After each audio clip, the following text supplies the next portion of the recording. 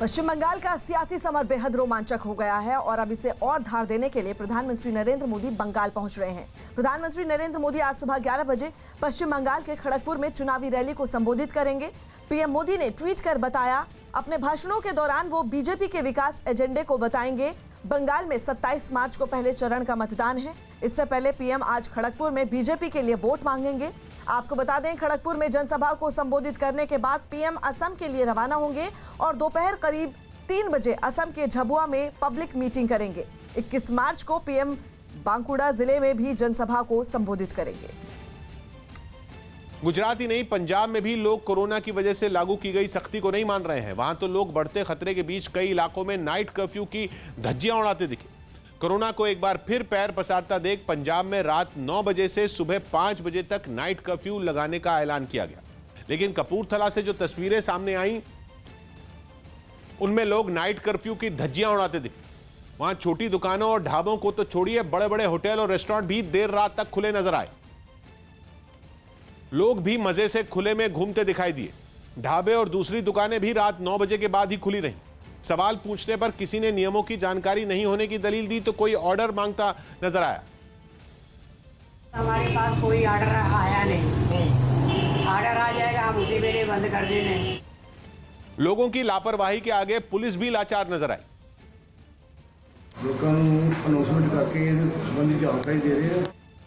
हालांकि जालंधर में प्रशासन के तेवर सख्त नजर आए। वहां पुलिस की कई टीमें सड़कों पर उतरी और नाइट कर्फ्यू के दौरान बाहर निकलने वालों की चेकिंग शुरू की। पुलिस ने नियमों का पालन नहीं करने वालों को कार्रवाई की चेतावनी भी दी।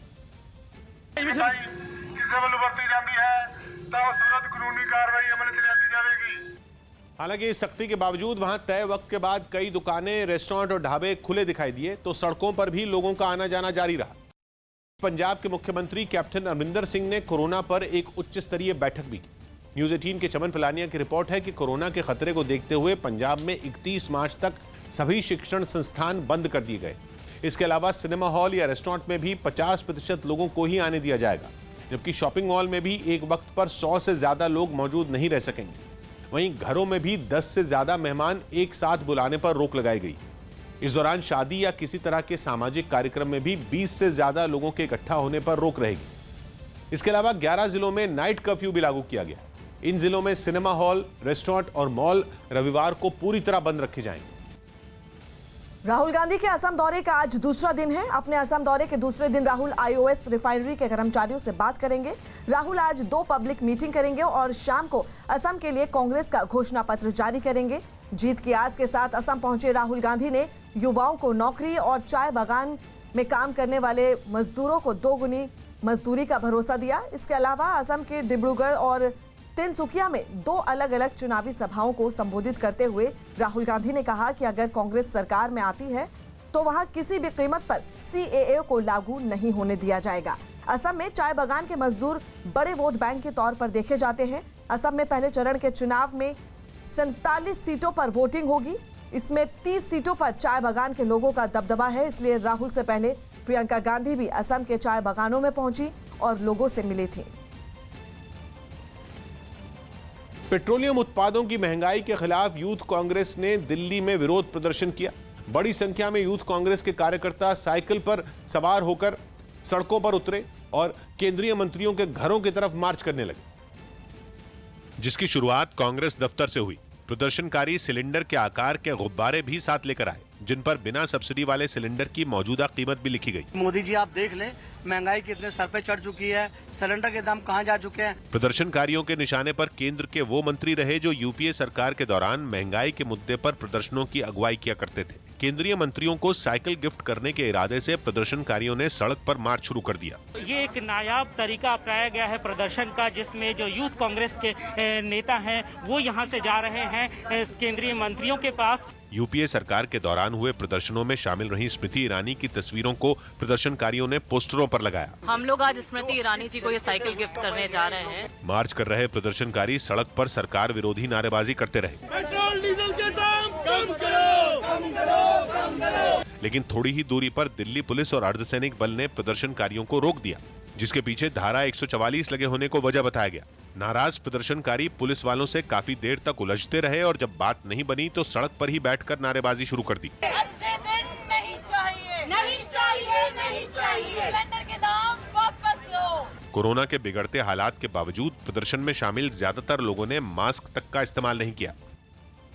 मध्य प्रदेश के सागर से एक हैरान करने वाली तस्वीर सामने आई, जहां अतिक्रमण हटाने की कार्रवाई के दौरान कुछ लोग हंगामा करने लगे। इतना ही नहीं, वहां प्रशासन की टीम पर हमला करने की कोशिश भी की गई। सागर में स्मार्ट सिटी प्रोजेक्ट के तहत रास्तों को चौड़ा करने और नाले बनाने का काम चल रहा है, जिसके लिए सरकारी जमीन पर बने अवैध निर्माण को तोड़ा जा रहा है। एक इलाके में जब अधिकारी ऐसा करने पहुंचे तो एक घर के लोगों ने हंगामा शुरू कर दिया। एक महिला ने तो वहां मौजूद पुलिस वालों और अधिकारियों पर चाकू से हमला करने की कोशिश भी की। प्रशासन के लोगों ने उसे किसी तरह शांत करवाया और अपनी कार्रवाई में लग गए। वहां बने 2 मंजिला मकान को खुदाई करने वाली मशीन से जमींदोज कर दिया गया। आरोप है कि इस मकान का कुछ हिस्सा अवैध तरीके से बनाया गया था। मकान अतिक्रमण के रूप में बनाया गया है, तो जितना अधिक अतिक्रमण में है उसको हटाया जा रहा है। वहीं घर के मालिक ने आरोप लगाया कि इस कार्रवाई से पहले उसे जानकारी तक नहीं दी गई। ने कहा था ना आपका मंदिर आ रहा है ना घर आ रहा है, हमने आपके सामने पड़ी हुई 200 फुट जगह खाली पड़ी है, उसके हमने अपनी रोड चौड़ी कर ली है। इन पक्के मकानों के अलावा जिन सरकारी जमीनों पर टिन की दीवारों से घेराबंदी की गई थी, उन्हें भी ढहा दिया गया। दक्षिण अमेरिकी देश पेरू से चौंका देने वाली तस्वीरें सामने आईं, जहां राजधानी लीमा में बस और ट्रक ड्राइवरों की बेमियादी हड़ताल ने लोगों को मीलों पैदल चलने पर मजबूर कर दिया। तेल के दाम और टोल समेत कई तरह के टैक्स कम करने की मांग पर पेरू में ड्राइवर पिछले 4 दिन से हड़ताल पर हैं और इसके साथ ही वो हाथों में पैम्फलेट लेकर सड़कों पर प्रदर्शन भी करते नजर आए। सरकार उनकी परेशानियों पर गंभीरता दिखाए, इसके लिए उन्होंने सड़कों पर टायर भी जलाए। लेकिन ड्राइवरों की हड़ताल से गुजरते वक्त के साथ साथ लोगों की मुसीबतें भी बढ़ती जा रही हैं। लीमा भर में बसें बंद होने की वजह से लोगों को एक जगह से दूसरी जगह जाने के लिए पैदल चलना पड़ रहा है। लेकिन तमाम परेशानियां झेलने के बावजूद उन्होंने ड्राइवरों की मांगों के साथ सहमति भी जताई। Porque también es para todos. Al subir el combustible, suben los alimentos. हालांकि पेरू के राष्ट्रपति ने लोगों को भरोसा दिया कि सरकार इस समस्या को सुलझाने में लगी हुई है। del gremio de transportistas, el gobierno dará। हड़ताल की वजह से लीमा में खाने पीने समेत कई जरूरी चीजों की सप्लाई पूरी तरह ठप हो चुकी है और आने वाले दिनों में वहां इन चीजों की किल्लत हो जाएगी। इजराइल के यरूशलेम में कुछ फिलिस्तीनियों ने वहां की एक अदालत के फैसले के खिलाफ जोरदार प्रदर्शन किया। अपने फैसले में कोर्ट ने फिलिस्तीन के कुछ लोगों को उनके मकान खाली करने के आदेश दिए, जिसके खिलाफ फिलिस्तीन के लोग सड़कों पर उतर आए और कोर्ट के आदेश के खिलाफ प्रदर्शन करने लगे। इस दौरान रास्तों पर तैनात इजराइल की पुलिस से उनकी धक्का मुक्की भी हुई। हंगामा बढ़ा तो पुलिस को सख्ती दिखानी पड़ी। प्रदर्शन में शामिल कुछ लोग तो रास्ते पर ही लेट गए, जिन्हें हटाने के लिए पुलिस ने भी बल का इस्तेमाल किया। think it's a mistake to take Arab homes and to evacuate and to evict people from their homes. वो अपने हाथों में पोस्टर और बैनर लेकर कोर्ट के आदेश के खिलाफ अपना विरोध जताते रहे। दिल्ली के पास हरियाणा के गुरुग्राम में मीट की दुकानें बंद रखने का दिन तय करने के फैसले पर AIMIM नेता असदुद्दीन ओवैसी ने सवाल उठा दिया। न्यूज़ 18 के सुनील कुमार की रिपोर्ट है कि गुरुग्राम के नगर निगम ने मंगलवार को मीट की दुकानें बंद रखने के फैसले को हरी झंडी दे दी है। इसके पीछे तर्क यह है कि हफ्ते में एक दिन दुकानें बंद रखनी होती हैं तो वो दिन मंगलवार ही ठीक रहेगा। लेकिन असदुद्दीन ओवैसी ने ट्वीट कर इस फैसले को लोगों की निजी जिंदगी से खिलवाड़ करार दिया। उन्होंने आगे कहा कि इस तरह मुस्लिम समुदाय के लोगों को ध्यान में रखते हुए शुक्रवार को शराब की दुकानें बंद रखनी चाहिए। इससे पहले कुछ पार्षदों ने इन दुकानों को मंगलवार को बंद रखने का सुझाव रखा था, जिस पर गुरुवार को सदन की बैठक में मोहर लग गई और पार्षदों ने इसे सर्वसम्मति से पास कर दिया। पहले प्रशासन की ओर से कोई नियम नहीं होने की वजह से वहां मीट दुकानदार अपनी मर्जी से हफ्ते में किसी भी एक दिन अपनी दुकानें बंद रखते थे, लेकिन अब इसके लिए नगर निगम ने यह दिन तय कर दिया है और उसी दिन मीट की दुकानें बंद रहेंगी। हमने इसलिए मंगलवार चुना क्योंकि मंगलवार को 99% लोग नहीं खाते हैं। झारखंड के जमशेदपुर से एक रोंगटे खड़े कर देने वाला वीडियो सामने आया, जहां टाटानगर रेलवे स्टेशन पर आरपीएफ की एक महिला कांस्टेबल ने 2 लोगों को चलती ट्रेन के नीचे आने से बचा लिया। इन लोगों में एक महिला थी जो चलती ट्रेन से उतर रही थी और दूसरा आदमी इसी दौरान ट्रेन पर चढ़ने की कोशिश कर रहा था। तभी दोनों की ट्रेन के डिब्बे के गेट पर टक्कर हो गई और वो प्लेटफॉर्म पर गिर गए। प्लेटफॉर्म पर गिरते ही दोनों चलती ट्रेन के नीचे आने वाले ही थे कि वहां मौजूद महिला कांस्टेबल ने उन्हें देख लिया और उनका हाथ पकड़कर ऊपर खींच लिया। इस बीच ट्रेन में सवार दूसरी महिला कांस्टेबल भी उन्हें बचाने के लिए ट्रेन से नीचे कूद पड़ी और दौड़कर उनके पास पहुंची। इस दौरान प्लेटफॉर्म पर लोगों की भीड़ जमा हो गई। जिस महिला का मौत से सामना हुआ था वो काफी घबरा गई। थोड़ी देर बाद जब उसकी जान में जान आई तो वो वहां से चली गई। वहीं आरपीएफ की ओर से दोनों महिला कांस्टेबल सुपूर्णा मंडल और सिमरन यादव को उनके साहस के लिए सम्मानित किया जाएगा।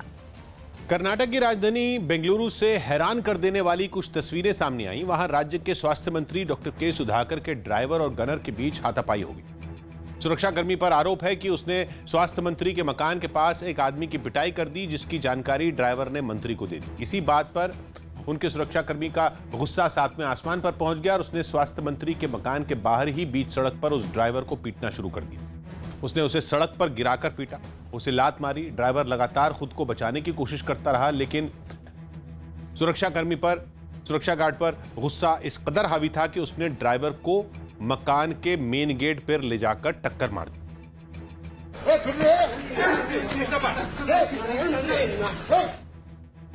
वहां तैनात एक गार्ड ने दोनों के बीच जारी मारपीट को रोकने की कोशिश भी की, लेकिन ऐसा नहीं हो पाया।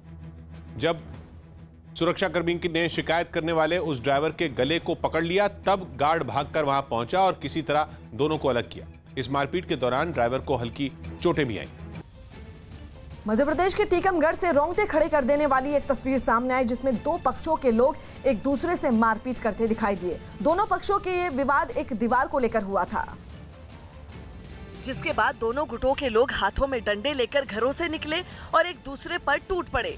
इस लड़ाई में दोनों ओर से ताबड़तोड़ डंडे चले। महिलाएं और बच्चे भी इसमें पीछे नहीं रहे। थोड़ी देर पहले जिस गली का माहौल शांत था, वहां अचानक चीख पुकार मच गई। इस दौरान वहां कई लोग मौजूद थे, लेकिन किसी ने भी बीच बचाव या पुलिस को खबर देने की जरूरत नहीं समझी। मारपीट की इस घटना में दोनों तरफ के लोगों को चोटें आई, जिन्हें इलाज के लिए जिला अस्पताल में भर्ती करवा दिया गया।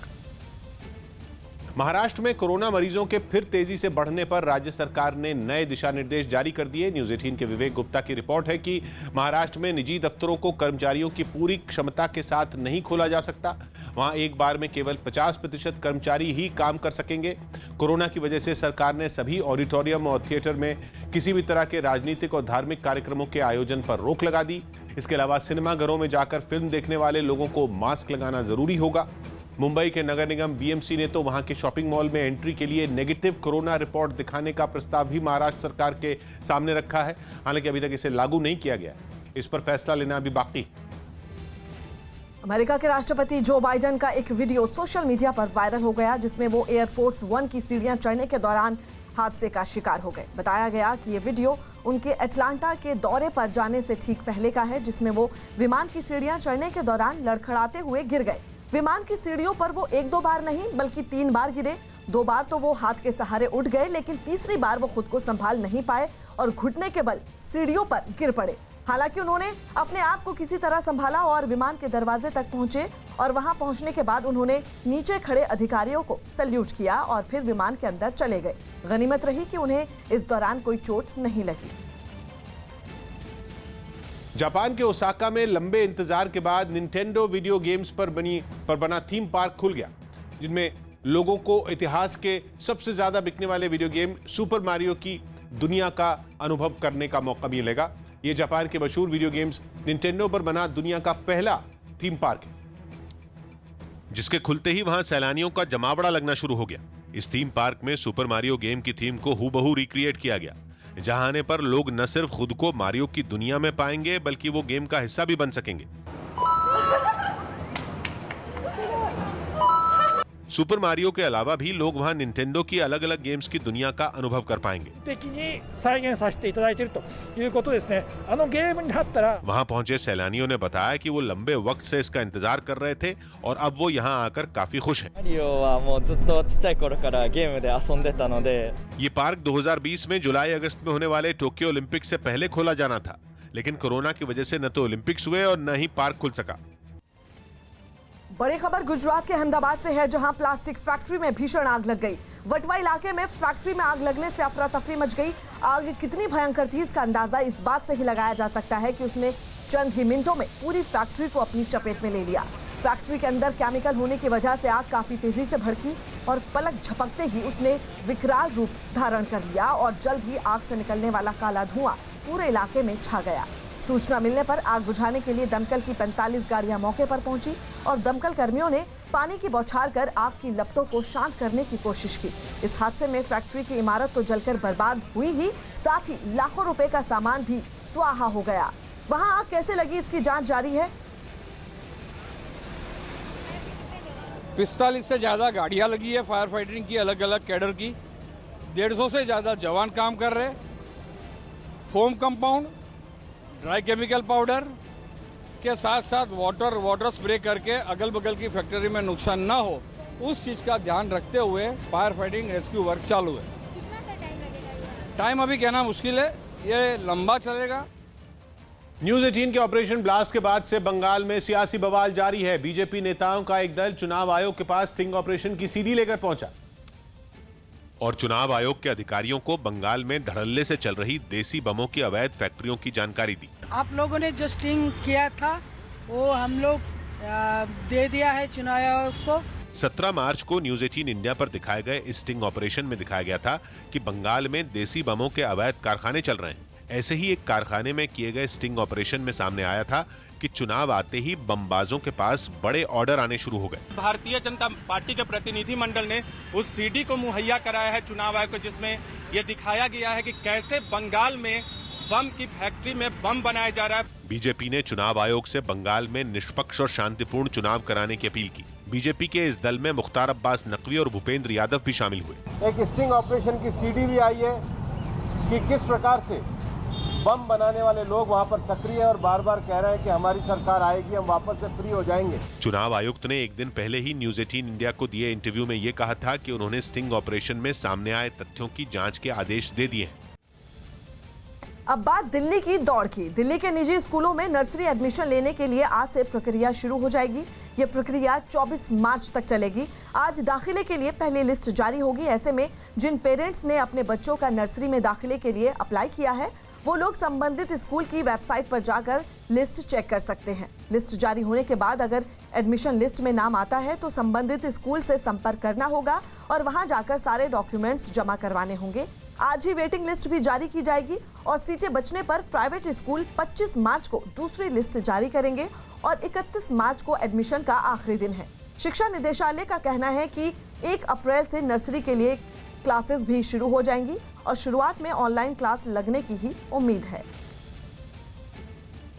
योगी आदित्यनाथ उत्तर प्रदेश में बीजेपी के मुख्यमंत्री के तौर पर 4 साल पूरा करने वाले पहले मुख्यमंत्री बन गए। न्यूज 18 के अजीत सिंह की रिपोर्ट है कि उत्तर प्रदेश में योगी सरकार का 4 साल का कार्यकाल पूरा होने पर एक खास कार्यक्रम हुआ और राज्य सरकार की उपलब्धियों पर विकास पुस्तिका नाम की किताब का विमोचन हुआ, जिसमें केंद्र की योजनाओं को उत्तर प्रदेश में लागू करने का जिक्र किया गया। साथ ही गायों की सुरक्षा के लिए बनी योजना और स्वच्छ भारत मिशन की कामयाबी के बारे में भी लिखा गया। इस कार्यक्रम में शामिल योगी आदित्यनाथ ने लोगों को उनके प्यार के लिए शुक्रिया कहा और एक लेख भी लिखा, जिसकी शुरुआत उन्होंने अटल बिहारी वाजपेयी की कविता से की। Social media platforms WhatsApp, Instagram और फेसबुक ने शुक्रवार रात अचानक काम करना बंद कर दिया। इन सर्विस के डाउन होने से भारत समेत दुनिया के कई देशों में यूजर्स परेशान हो गए। करीब 45 मिनट ये सोशल मीडिया प्लेटफॉर्म्स बंद रहे और देखते ही देखते लोगों ने इसकी शिकायत शुरू कर दी। ट्विटर पर लोगों ने इसके बारे में खूब लिखा। हालांकि 45 मिनट के बाद जब व्हाट्सएप और इंस्टाग्राम बहाल हुए, तब लोगों ने चैन की सांस ली। भारतीय समय के मुताबिक ये समस्या रात को 11:05 पर शुरू हुई और रात 11:47 तक बनी रही। व्हाट्सएप, फेसबुक और इंस्टाग्राम के एक साथ डाउन होने के बाद ट्विटर पर मार्क जकरबर्ग ट्रेंड करने लगे। महाराष्ट्र में कोरोना से हालात बिगड़ते ही जा रहे हैं। लगातार दूसरे दिन राज्य में 25,000 से ज्यादा कोरोना के मरीज सामने आए। राज्य में पिछले 24 घंटे में 25,681 नए मरीज मिले, जबकि कोरोना की वजह से 70 लोगों की मौत हो गई। तो वहीं मुंबई में पिछले 24 घंटे में 3063 कोरोना मरीज मिले, जबकि 10 लोगों ने कोरोना से अपनी जान गंवा दी। कमोबेश यही हालात नागपुर में है, जहां पिछले 24 घंटों में कोरोना के 3,235 मामले सामने आए, जबकि 35 लोगों की मौत हो गई।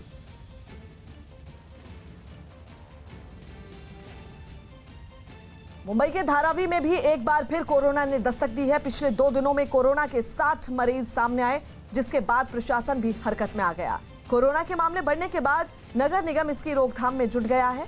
आपको बता दें, प्रशासन ने वैक्सीनेशन की संख्या बढ़ाने के लिए इलाके में 5 केंद्र खोलने का निर्देश दिया है और उसके साथ ही कोरोना जांच में तेजी लाने को भी कहा गया है।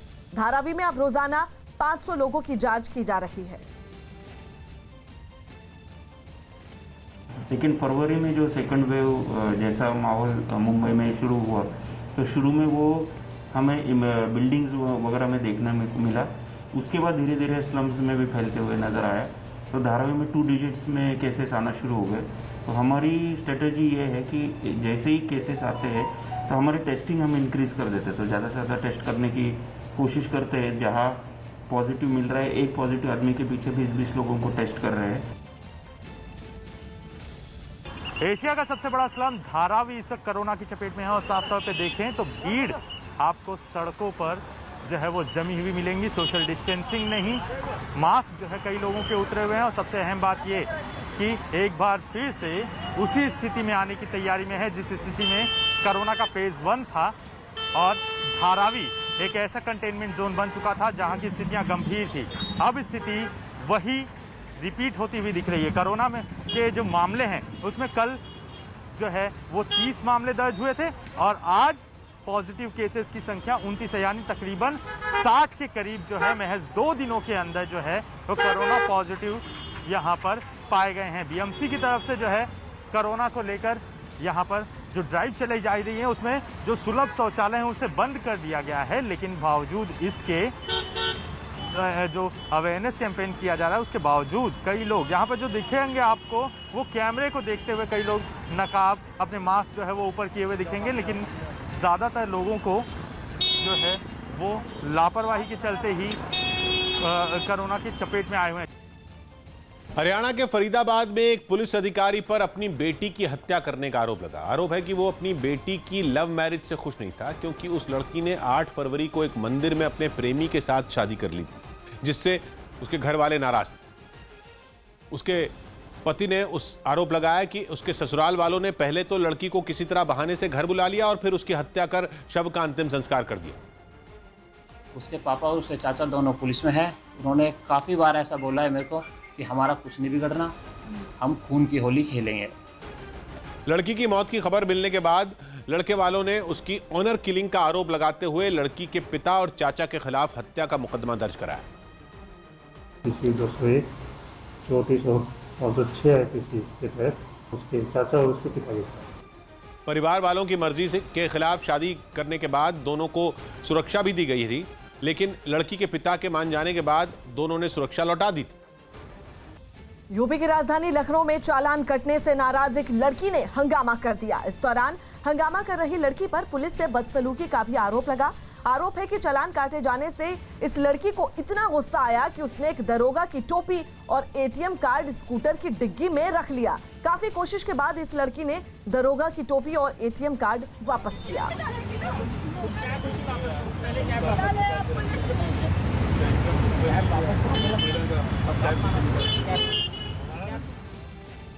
गुजरात के वडोदरा से रोंगटे खड़े कर देने वाली तस्वीरें सामने आई, जहां एक केमिकल फैक्ट्री में लगी भीषण आग ने पूरे इलाके में दहशत मचा दी। हादसा होते ही आसपास के रिहायशी इलाकों को तुरंत खाली करा लिया गया, क्योंकि फैक्ट्री में बड़े पैमाने पर भरे केमिकल की वजह से आग फैलती चली जा रही थी। जो तस्वीरें सामने आई उनमें वहां से ऊंची ऊंची भयानक लपटें और धुआं उठता दिखा, जिसने फैक्ट्री के ऊपर के आसमान को ही ढक दिया।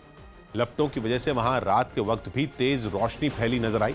दूर से देखने पर ऐसा लगा मानो जैसे कोई ज्वालामुखी फटा। खबर मिलते ही वहां दमकल की कई गाड़ियां पहुंच गईं और आग बुझाने में जुट गईं। इस घटना में 4 कर्मचारियों के घायल होने की भी खबर है। भारत दौरे पर आए अमेरिका के नए रक्षा मंत्री लॉयड ऑस्टिन और राजनाथ सिंह में आज मुलाकात होगी। दोनों नेताओं के बीच मुलाकात में भारत अमेरिका के रिश्तों के अलावा दोनों देशों के बीच रक्षा सहयोग, चीन की आक्रामकता, अफगानिस्तान में शांति प्रक्रिया पर भी चर्चा होगी। करीब 10 बजे अमेरिकी रक्षा मंत्री नेशनल वॉर मेमोरियल जाएंगे और शहीद जवानों को श्रद्धांजलि देंगे। मुंबई के पास नाला सुपारा से एक रोंगटे खड़े कर देने वाला वीडियो सामने आया। वहां एक स्कूटर सवार महिला पूरी रफ्तार के साथ दीवार से जा टकराई, जिसका वीडियो भी सामने आया। वीडियो में वो महिला पूरी रफ्तार के साथ स्कूटर चलाती हुई आई और सीधा दीवार से भिड़ गई। इससे पहले उस सड़क पर दो लोग गुजरते दिखाई दिए। जैसे ही वो दोनों वहां खड़ी गाड़ी से थोड़ा सा आगे बढ़े, सामने गेट के अंदर से वो महिला तेज रफ्तार से आई और सीधा दीवार से टकरा गई। हादसे के बाद आसपास मौजूद लोग तेजी से उस महिला की तरफ भागे और उसे उठाने की कोशिश करने लगे। बताया गया कि इस हादसे में महिला बुरी तरह घायल हो गई। उत्तराखंड के मुख्यमंत्री तीरथ सिंह रावत ने साफ किया कि कुंभ मेले में कोरोना नियमों का पालन किया जाएगा। साथ ही उन्होंने कोरोना को फैलने से रोकने के लिए लोगों से मास्क लगाने की अपील भी की। कुंभ का भी मैं निमंत्रण दे रहा हूं, लेकिन साथ में प्रधानमंत्री मोदी जी भारत सरकार का जो गाइडलाइन है, मास्क लगाएं, सैनिटाइज का उपयोग करें, उस गाइडलाइन का पालन करते हुए सभी को निमंत्रण मैं महाकुंभ के लिए देता हूं। कोरोना के खिलाफ मास्क एक बड़ा हथियार है, लेकिन उसे मजाक समझने वाले सख्ती के बावजूद नहीं सुधर रहे। देश के कई शहरों में न्यूज 18 की टीम ने जब रियलिटी चेक किया तो बड़ी संख्या में लोग बिना मास्क के नजर आए, तो कई लोग सवाल पूछने पर मास्क लगाने लगे। अहमदाबाद और मुंबई की सब्जी मंडियां उन्हीं शहरों में एक। वहां लोगों को देखकर ऐसा लगा कि वो भूल गए कि महामारी से लड़ाई अभी जारी है, क्योंकि ज्यादातर लोगों के चेहरे से मास्क गायब दिखा।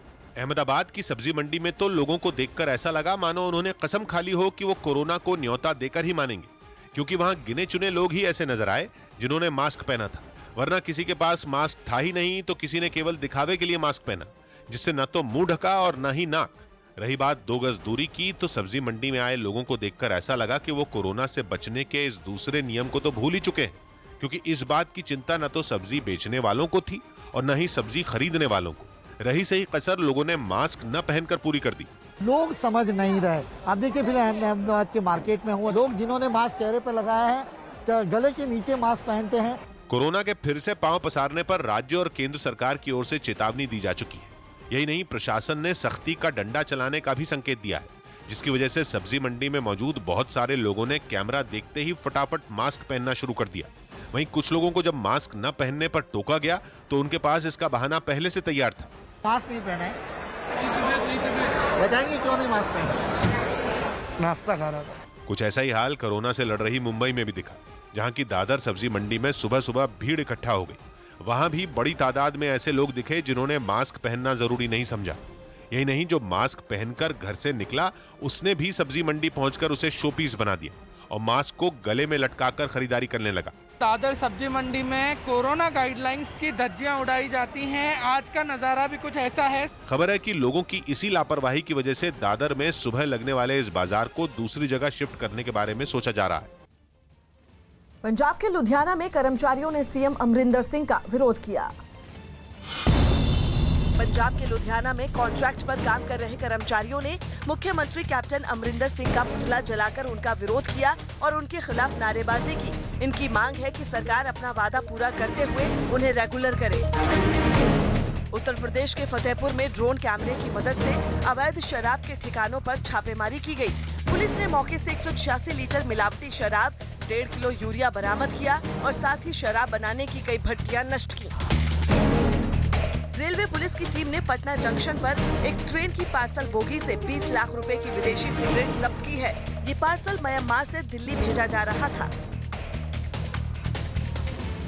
श्रीलंका की team road safety world series के फाइनल में पहुंच गई। सेमीफाइनल मुकाबले में श्रीलंका की टीम ने दक्षिण अफ्रीका को 8 विकेट से हरा दिया। दक्षिण अफ्रीका की टीम महज 125 रन ही बना पाई, जिसे श्रीलंका ने 2 विकेट खोकर पूरा कर लिया। अब रविवार को भारत और श्रीलंका के बीच फाइनल मुकाबला खेला जाएगा। श्रीलंका लेजेंड्स की हर मुकाबले में उनका प्रदर्शन